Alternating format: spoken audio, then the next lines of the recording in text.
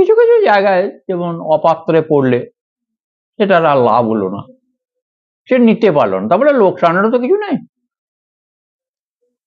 ওই একটা কথা আছে না, সেই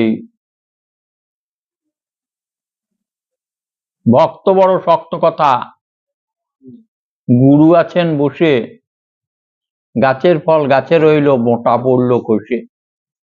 একটা কথা, গাছের ফল গাছে রইল, মোটা পড়লো কষে। তাহলে মোটা কোনটা? কে?